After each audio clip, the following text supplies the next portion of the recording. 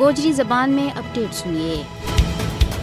مقبوضہ جموں کشمیر اور بھارت پہ میڈیا نہ ہندوتوا پالیسی کے مطابق کام کرن کے واسطے سخت دباؤ کو سامنا کرنا پی رہی ہے۔ مودی حکومت صحافیہ نہ پریشان کرن کے واسطے دھمکی آمیز حربوں استعمال کر رہی ہے۔ مودی کا وزیر اعظم بننے کے پیچھے بھارت کے اندر آزادی صحافت کو تصور ختم ہو گیا رہ گیا ہے۔ صحافیوں کے خلاف بڑا پیمانہ کے اوپر کریک ڈاؤن کے دوران حال ہی میں بھارتی حکام نے آلٹ نیوز کا شریک بانی محمد زبیر نے گرفتار کر لیا ہے، جس کی پوری دنیا پر میں مذمت کی جا رہی ہے۔ صحافیوں کی بین الاقوامی تنظیم کمیٹی ٹو پروٹیکٹ جرنلسٹ نے صحافی محمد زبیر کی غیر قانونی گرفتاری نے بھارت میں آزادی صحافت کے اوپر بہت بڑا حملہ قرار دیتا ہے۔ کمیٹی نے یورپی یونین تے آزادی صحافت کی خلاف ورزیاں کے واسطے بھارت نہ جوابدہ ٹھہراؤن کو مطالبہ بھی کیا ہے۔ انڈیا پریس فریڈم رپورٹ 2021 کے مطابق گزرے سال بھارت پار میں 6 صحافی قتل، 108 کے اوپر حملوں اور 13 میڈیا حفظ یا اخبارات نہ نشانوں بنایا گیا ہے۔ دہلی میں قائم حقوق اور خطرات کا تجزیہ کرنے والا گروپ کو کہنا ہے کہ 2021 میں مقبوضہ کشمیر اور بھارتی ریاست مدھیہ پردیش، اتر پردیش اور تریپورہ صحافیوں کے اوپر حملہ کے بیچ سر فہرست ہیں۔